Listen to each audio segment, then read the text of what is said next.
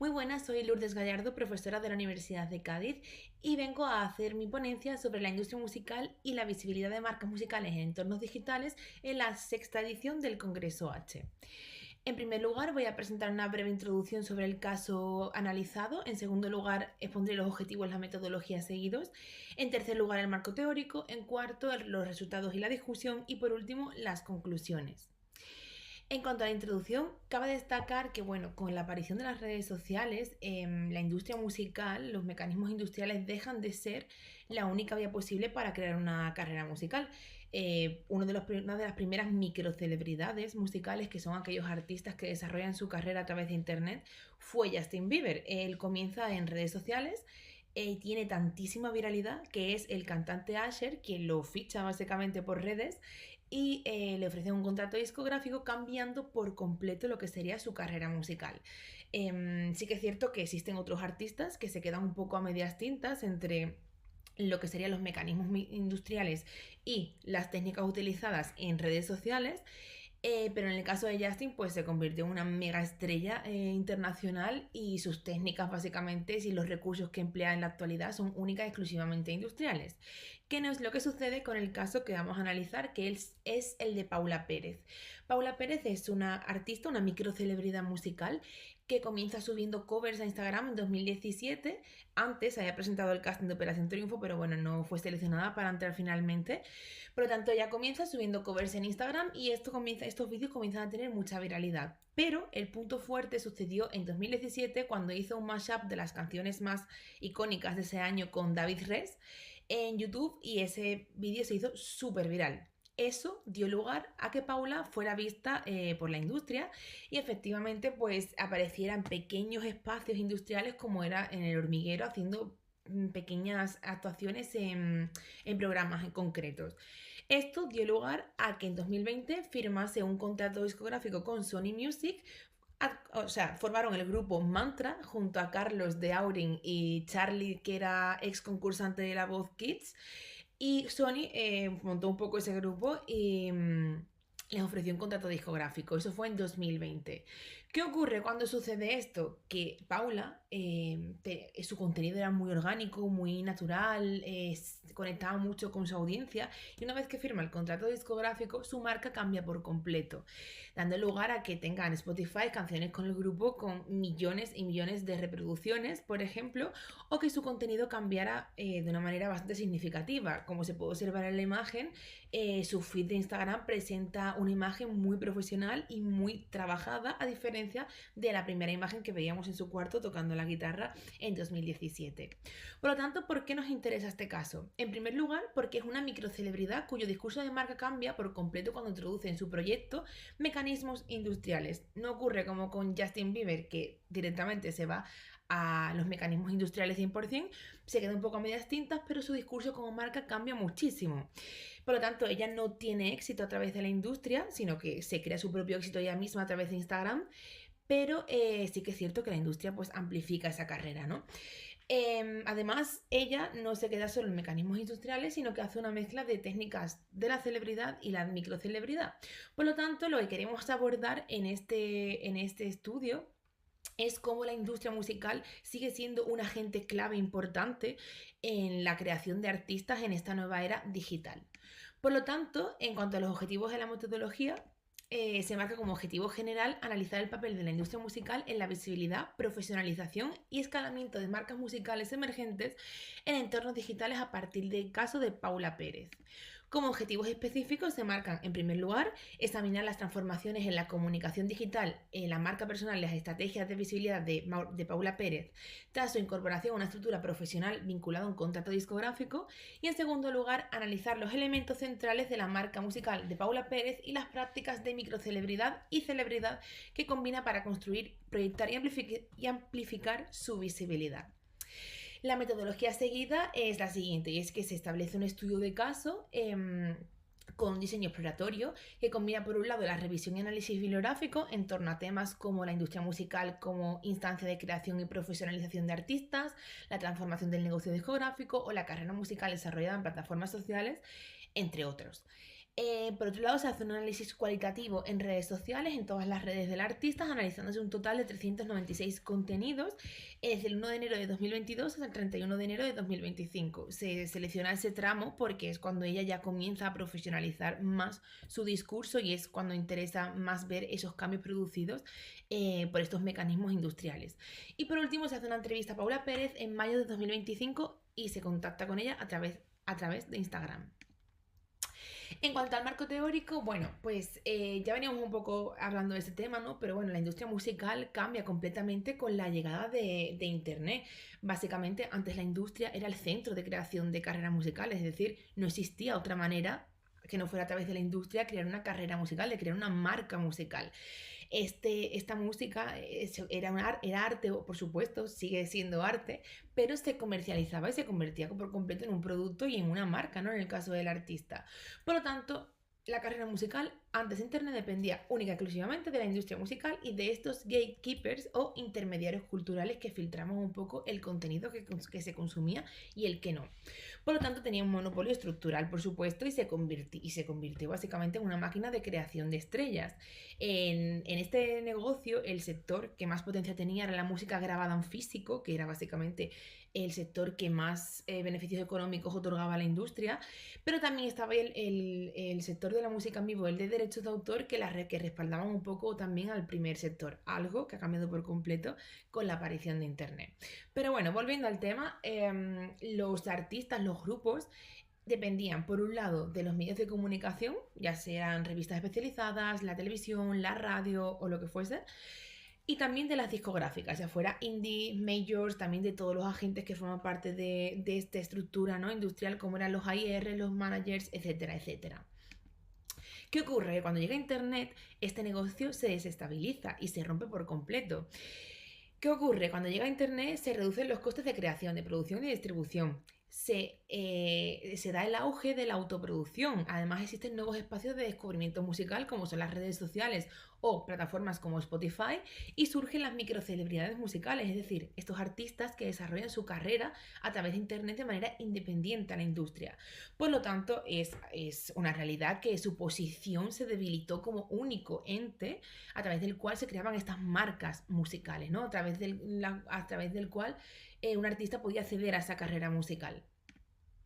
Por lo tanto, las redes sociales se posicionan como espacios de autopresentación estratégica. Es decir, lo que hacen las redes sociales es transformar las posibilidades de acceso a la visibilidad a través de la práctica de la microcelebridad, que no son más que un conjunto de técnicas de autopresentación a través de las cuales el usuario crea su propia fama. Es algo que los artistas han acogido para desarrollar su propia carrera.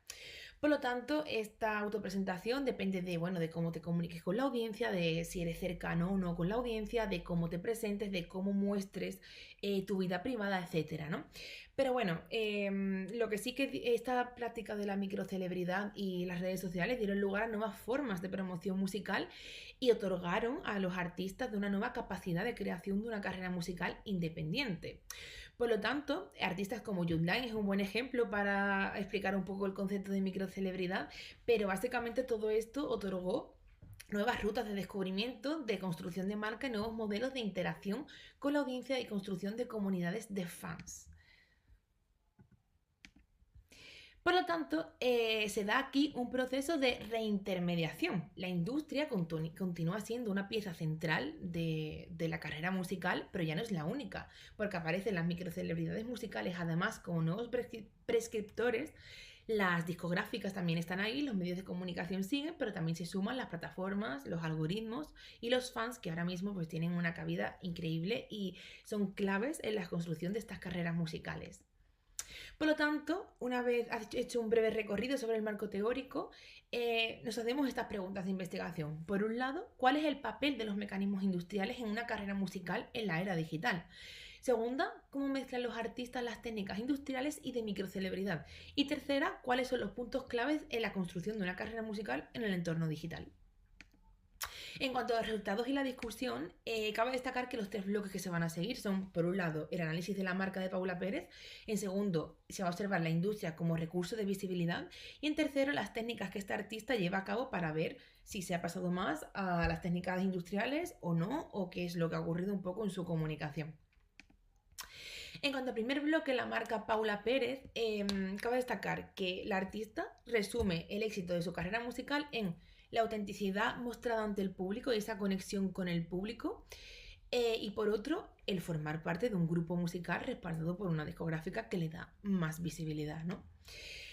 En la primera foto de Paula vemos un contenido más amateur, en su casa, en su habitación, cantando tranquilamente. Aquí, en este punto, en 2017, ella tiene una actuación mucho más orgánica. No era todo tan pensado, sino que, bueno, iba un poco actuando por intuición. Una vez que Paula firma el contrato, se observa una estrategia mucho más planeada y se puede ver simplemente en el contenido, un contenido súper amateur a un contenido mucho más profesional, donde se la ve más preparada, en un set, en un escenario supongo que es, pero bueno, en un set de rodaje, etcétera, etcétera. Por lo tanto, ya a nivel visual hay un cambio enorme de antes del contrato y después del contrato. Además, ella misma lo dice, que al final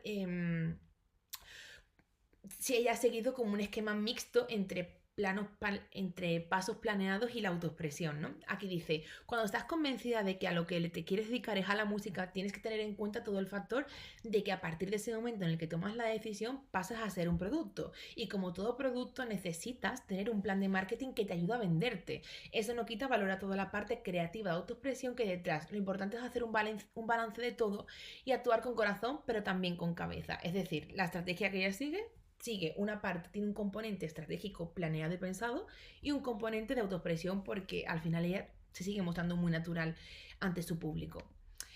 Por lo tanto, su marca. ¿Cuál es la clave de su marca? Es un personaje alejado y profesional, pero auténtico y cercano a la vez. Es decir, ella se presenta como una chica corriente que ha conseguido formar un grupo de música en el contexto pop español. Es decir, es un personaje expuesto profesional, pero también auténtico. Y lo bueno de su marca es que el personaje que ella muestra como artista, como profesional, se parece muchísimo a lo que ella muestra que es como tal, es su yo más auténtico, es decir, su personalidad y el personaje que crean se parecen mucho y eso hace que la audiencia la sienta como auténtica y que conecte más con ella, no la siente tan alejada como pueden estar otras celebridades como, no sé, Brad Pitt mismo. Entonces, esto además conecta mucho con la cultura de Disney Channel, una cultura con la que su público se siente completamente conectado, porque básicamente son esa generación de personas que había series como Hannah Montana o Sunny entre estrellas, que la narrativa era esta, una chica normal que se convierte en famosa, ya fuera una actriz como en el caso de Sunny entre estrellas o una cantante como en el caso de Hannah Montana. Por lo tanto, cuando se analiza un poco su marca, no se ven ningún tipo de elementos de marca, como es el logo, el claim o un jingle, no se observa nada de eso. No emplea elementos físicos súper reconocibles, sino una estética en total sintonía con el sonido creado, una estética donde prima el rosa, los blancos, los colores cálidos, etc. Además, siempre mezcla, como se puede observar en el ejemplo, una estética amateur y profesional, dando a entender que se ha alejado un poco de esa audiencia, pero que sigue ahí siendo auténtica. Respecto al producto musical, ella antes hacía covers dentro del género pop y la subía a Instagram. Cuando tiene ese contrato discográfico, empieza a lanzar temas propios con Mantra en formato single, en álbum, EP, da conciertos, tienen videoclips, se siguen moviendo en un contexto pop y mainstream y además estos géneros no son seleccionados para llegar a una audiencia más amplia como comenta el artista, sino que parten de sus propios gustos. Por lo tanto, aquí hay además un salto en el canal de distribución. Ya ella no solo publica su contenido musical en sus propios espacios, sino que también tienen un segundo espacio que son los canales de Mantra. Por lo tanto, la distribución del producto musical sigue siendo digital, pero una vez que firma el contrato, los espacios tradicionales, ¿no?, de la industria tienen bastante peso de nuevo, ¿no? Además, todo el contenido que se puede ver del artista en redes, pues básicamente trata de su producto musical casi en su mayoría, ya sea que cuando aparece sola, aparece con su grupo, aparece con otros artistas en colaboración, como es el caso de esta foto. En cuanto al segundo bloque, la industria musical como recurso de visibilidad, cabe destacar que ella comienza, como he mencionado anteriormente, presentándose a los castings de Operación Triunfo, subiendo, bueno, en esos castings no la seleccionan, se queda justo en el casting previo a la gala cero, que es la primera gala del concurso. Y como eso no funciona, pues sigue con Instagram y con YouTube, ¿no? Lo que hemos comentado de David Res y sus covers en Instagram. Luego pasa al formato tradicional con mini actuaciones en El Hormiguero, y cuando llega Sony Music es cuando realmente su visibilidad se amplifica y comienza una carrera musical de peso. ¿Qué es lo que le ofrece Sony Music en resumen al artista? Pues en primer lugar, colaboraciones con artistas de renombre como Carlos Baute, Edurne o Paula Cops. Además, entrevistas en medios tradicionales, en medios de comunicación tradicionales como El País, Los 40 Principales, Cadena 100, Radio Televisión Española, etc. Además, tiene ahora un equipo de trabajo compuesto por trabajadores de la discográfica Sony Music, y además esto le otorga una mayor capacidad de recursos técnicos y económicos. Pese a que tiene todas estas ventajas, por así decirlo, ella sigue teniendo una autogestión de sus redes sociales, y los temas los componen tanto ella como el resto de componentes del grupo. Por lo tanto, la práctica de la microcelebridad es la que la lleva a ser reconocida a través de los medios sociales, pero el contrato discográfico es lo que le da a ella más visibilidad. En cuanto al tercer bloque, el empleo mixto de técnicas industriales y de microcelebridad, cabe destacar que el artista, su actuación en redes se divide en tres bloques. Por un lado, ella expone lo privado, pero no lo hace como antes. Sí que es cierto que explica que ser más accesible ante su público ha sido clave en el éxito de su marca, pero como ya tiene los recursos del contrato discográfico, ya no necesita ser tan cercana con su audiencia. Por lo tanto, no existe un alto número de contenidos en torno a la autorrevelación de lo privado, pero ella lo que hace es utilizar las descripciones de los posts que sube para ser cercana con la audiencia, como podemos ver en este caso. Otros ejemplos, por ejemplo, cuando ella muestra esta parte privada de su vida, lo suele hacer narrando su día en las descripciones, mostrando fotografías de personas de su entorno o expresando cómo se siente. Esos son como los tres formatos preferidos del artista. Además, como he mencionado con anterioridad, la mayor parte del contenido forma parte del escenario, es decir, de ese espacio donde el artista se muestra como Paula Pérez, la cantante que forma parte de Mantra. No suele mostrar tanto contenido que aparezca ella en su casa, ella con su gente, sino que es más bien contenido súper profesional, como se puede observar. Normalmente aparece sola en formato audiovisual o visual, en segundo lugar acompañada de personas de su entorno profesional, y también emplea muchísimo el género de tras la escena, como ella en un camerino o ella en un making of de un videoclip. En segundo lugar, la artista lleva una escasa función prescriptora a cabo, es decir, no se observan casi marcas en su contenido, no hay colaboraciones con marcas, hay casos muy puntuales donde aparezca una marca de rebote, y además no lleva a cabo recomendaciones a su público. Por lo tanto, esto lo que hace es hacerla que el público la sienta como cercana y auténtica. Y por último, la relación mantenida con el fandom es muy importante, como he mencionado con anterioridad. La comunidad de fans, las redes sociales, el producto musical ha sido clave para el éxito del artista, pero cuando tiene el contrato se distancia de estos, ya que no se posicionan como un recurso fundamental en su carrera. Ella, como hemos mencionado, no autorrevela mucho lo privado en su contenido, pero sí contacta constantemente con su audiencia, pues a través de comentarios en Instagram o a través de tweets en X, bueno, post en X, o también poniendo directamente en sus descripciones, mencionándolos, haciéndoles preguntas o directamente reposteando contenido de los fans en X. Por lo tanto, las descripciones son su espacio preferido para mostrar esta autorrevelación, pero también para comunicarse y conversar con el fandom. También es interesante cómo ella no emplea un lenguaje afectivo propio del grupo primario, pero sí sí los interpela directamente en muchísimas ocasiones, a través de un tono coloquial y emotivo que hace que sea sentida como cercana. Además, las relaciones mantenidas con la audiencia son de índole parasocial, es decir, ella no conoce a su audiencia. La audiencia tiene la sensación de interactuar con ella, pero no es la realidad. Y de hecho, esta parasocialidad es la que mantiene viva un poco el fenómeno de la microcelebridad. Por lo tanto, para concluir el estudio, se sacan 6 conclusiones claves. Por un lado, que la visibilidad inicial del artista se construye fuera de la industria a través de redes sociales, especialmente Instagram, mediante covers, la autogestión y la comunidad de fans. En segundo lugar, que la entrada en mantra en la firma con Sony Music no originan su carrera, pero sí la reconfiguran, profesionalizando su comunicación, su estética y la centralidad del producto musical.